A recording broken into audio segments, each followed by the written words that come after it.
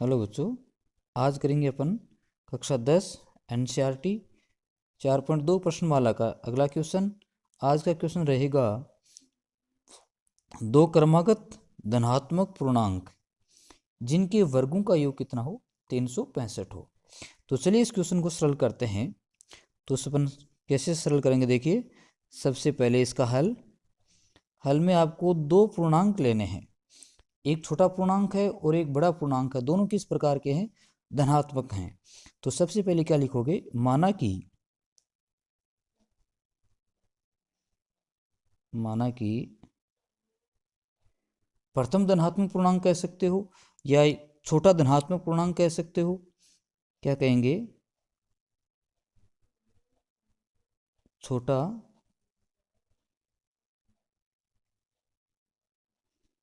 धनात्मक पूर्णांक कितना हो जाएगा? x हो जाएगा। ठीक है। अब एक आपने x लिया, छोटा लिया, तो उसे नेक्स्ट x से आगे वाला क्या हो जाएगा?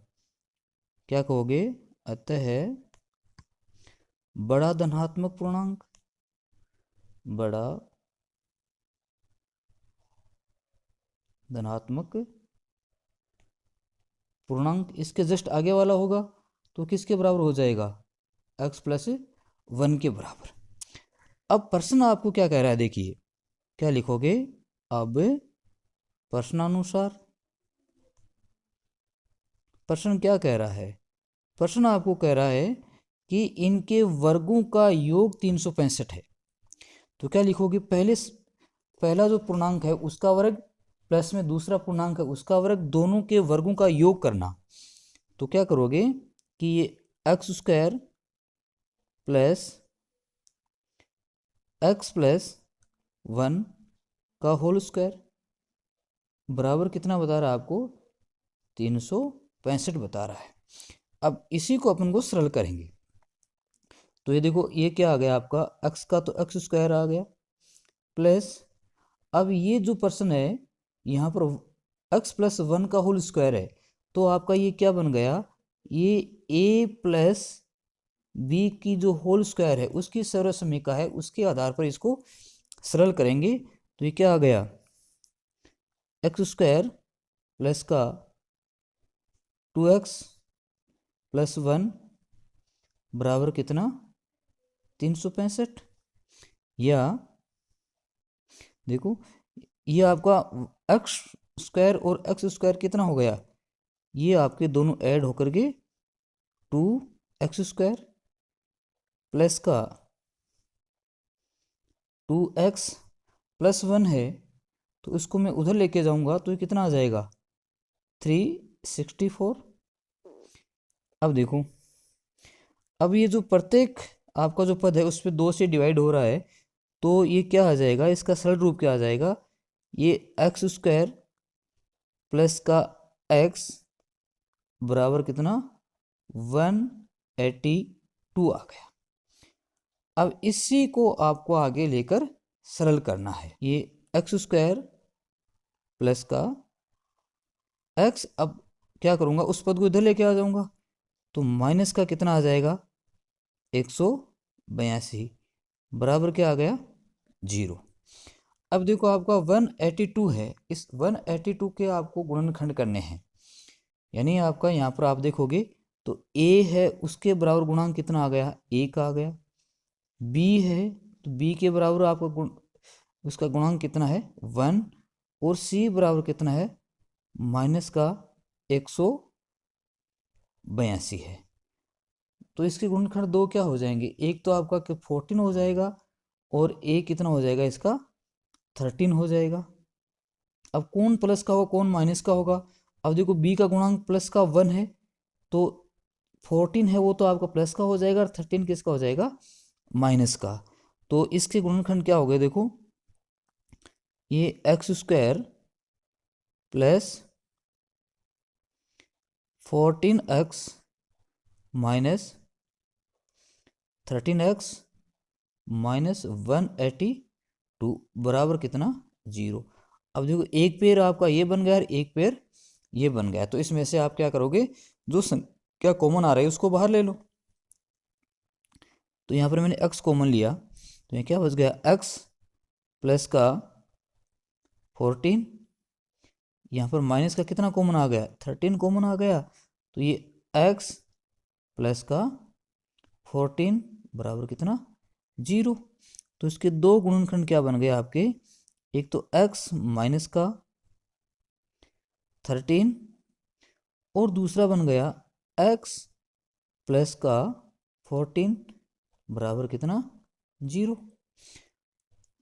या x माइनस का 13 बराबर 0। तो इसको सोल्व करेंगे तो किसके बराबर हो जाएगा, x बराबर कितना, प्लस का 13 हो जाएगा। अब इस गुण को सरल करेंगे तो x प्लस का 14 बराबर 0, x बराबर कितना, x बराबर माइनस का 14। अब देखो यहाँ पर दो गुणांक आपके आ रहे हैं, एक आपका आ रहा है x बराबर 13 आ रहा है, एक माइनस का 14 आ रहा है। आपको क्वेश्चन में क्या कहा था, क्वेश्चन में ये कह रखा है कि आपका जो गुणनखंड हैं वो दोनों किस प्रकार के हैं, वो आपके दोनों धनात्मक गुणनखंड है, यानी यहाँ देखो धनात्मक पूर्णांक हैं, दोनों किस प्रकार के, धनात्मक हैं। तो अपन को कौन सा लेना है इसमें, इसमें धनात्मक पूर्णांक आप ले लोगे। तो क्या लिखोगे यहाँ पर कि ऋणात्मक पूर्णांक को छोड़ने पर आपको क्या करना है, यहाँ पर जो नेगेटिव पूर्णांक है उसको छोड़ देना है। क्यों छोड़ देना है, क्योंकि प्रश्न में आपको क्या कहा है, केवल आपको धनात्मक पूर्णांक लेना है। तो पहला पूर्णांक आपका x बराबर कितना आ जाएगा, यहाँ पर 13, और दूसरा क्या कहा था आपने, x प्लस 1 कहा था, बड़ा पूर्णांक कितना, x प्लस 1। तो दूसरा जो पूर्णांक है, दूसरा पूर्णांक कितना हो जाएगा, वो आपका x प्लस 1 था, तो बराबर कितना हो जाएगा, 13 प्लस 1 बराबर 14। तो यहाँ पर आपके दो जो अभिष्ट जो पूर्णांक हैं, यहाँ पर दो अभिष्ट पूर्णांक हैं, वो कौन कौन सा हो गया, एक तो हो गया 13 का और दूसरा कौन सा हो जाएगा, 14 का। यही आपका क्या हो जाएगा, यहाँ पर आंसर हो जाएगा। ठीक है, चलिए अब करते हैं अपना नेक्स्ट क्वेश्चन। नेक्स्ट क्वेश्चन क्या कह रहा है, देखो एक समकोण त्रिभुज की ऊंचाई उसके आधार से 7 सेमी कम है। यदि कर्ण भुजा 13 सेमी हो तो अन्य दो भुजाएं आपको ज्ञात करनी है। ठीक है, तो सबसे पहले तो आपको यहाँ पर एक, जैसे मान लिया कि यह एक क्या है, समकोण त्रिभुज है, ए बी और सी आपका एक समकोण त्रिभुज, जिसमें कोण बी आपका क्या दे रखा है, 90 डिग्री दे रखा है। तो बी सी भुजा इसकी क्या हो गई, एक आधार भुजा हो गई, और ए बी भुजा इसकी क्या हो गई, लंब भुजा हो गई, और ये भुजा इसकी कौन सी भुजा हो गई, कर्ण भुजा हो गई।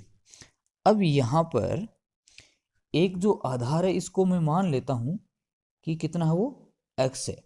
समकोण त्रिभुज की ऊंचाई उसके आधार से 7 सेमी कम है, तो आधार मैंने क्या ले लिया, इसका x ले लिया। अब प्रश्न के अनुसार आप जाओगे तो कह रहा है कि ऊंचाई 7 सेमी आधार से कम है, तो ये मान कितना हो जाएगा आपका, x माइनस का 7 सेमी हो जाएगा। अब कर्ण आपको कितना दे रखा है, ये दे रखा है आपको 13 सेमी।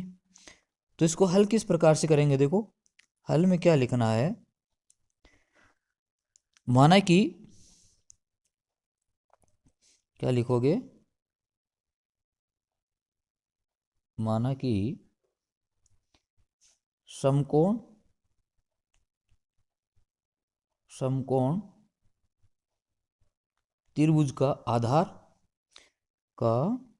आधार कितना माना आपने, आधार बराबर कितना है, x सेमी हो, तो आधार कितना x लिया, अतः प्रश्नानुसार उसकी ऊंचाई क्या हो जाएगी, अतः प्रश्नानुसार त्रिभुज की ऊंचाई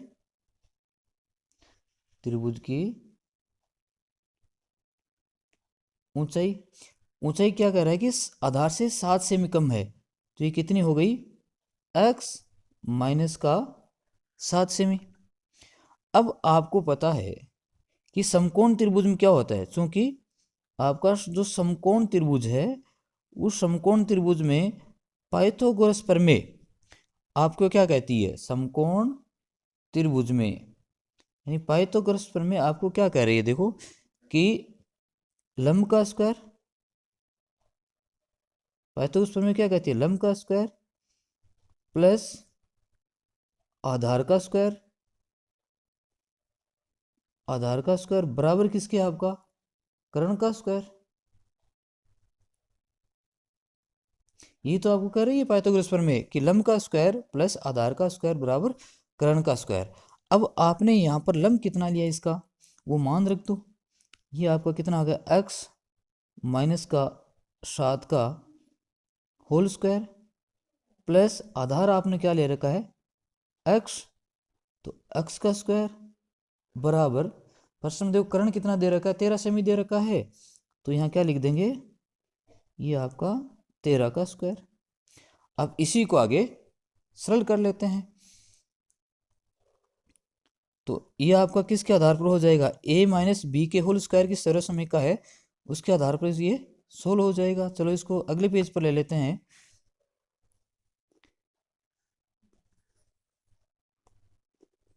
ये x माइनस 7 का होल स्क्वायर प्लस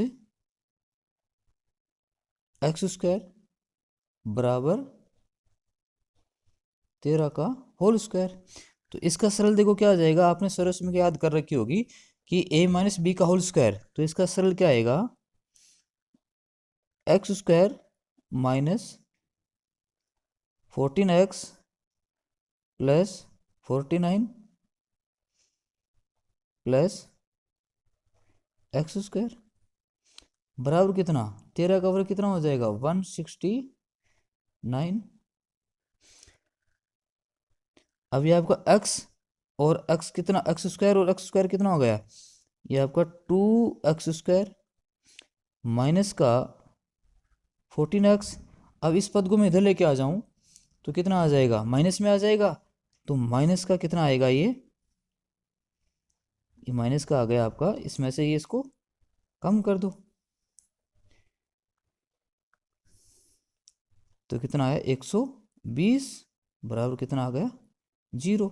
अब देखो यह जो आपकी द्विघात समीकरण बन गया, ये आगे और सरल हो रहा है, 2 से डिवाइड हो रहा है पूरा समीकरण, तो 2 से डिवाइड करेंगे कितना आ जाएगा एक्स स्क्वायर माइनस का 7x माइनस का कितना आ गया 60 बराबर कितना 0।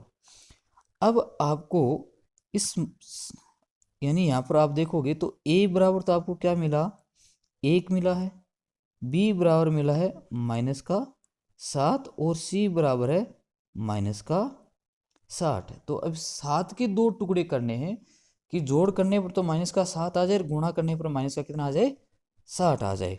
तो आप देखोगे कि आपका 12 माइनस 5, ठीक है, तो इसमें इसको मैं प्लस का ले लूँ इसका माइनस का ले लूँ, तब आपका क्या बच जाएगा माइनस का 7 बचेगा ना, और दोनों को मल्टीप्लाई करेंगे तो कितना आ जाएगा 16 आ जाएगा। तो इसी से क्या लिख सकता हूँ मैं एक्स स्क्वायर माइनस का 12x प्लस का 5x माइनस का 16 बराबर कितना 0।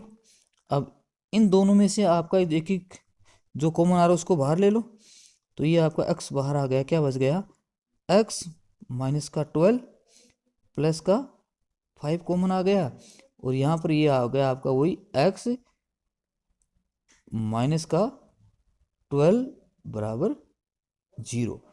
अब आपके दो यहाँ पर गुणनखंड है वो बन गए हैं, ठीक है, तो दो कौन से बन गए अगला देखो, एक तो क्या बन जाएगा, एक तो आपका क्या बना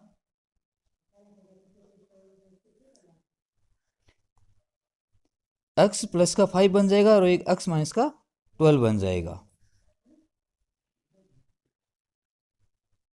x प्लस का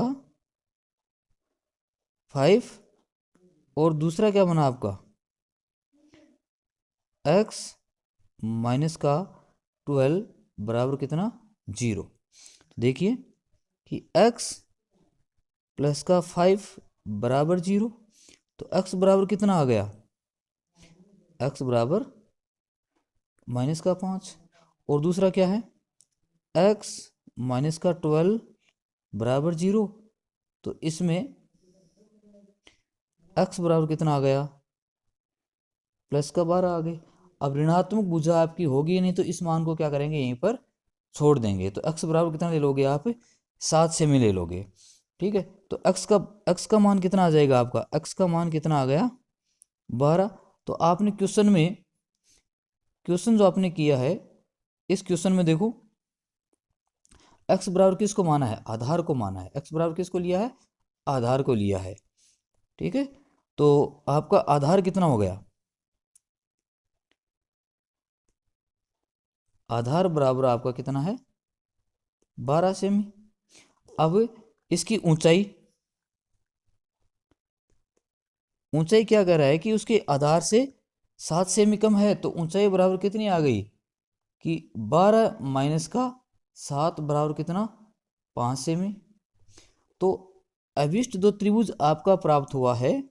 इसकी अन्य दो जो भुजा हैं, वो एक तो आधार कितना आ गया आपका, 12 सेमी, और ऊंचाई कितनी आ गई, 5 सेमी। यही आपको पूछा था। ये आपका क्या हो जाएगा, आंसर हो जाएगा।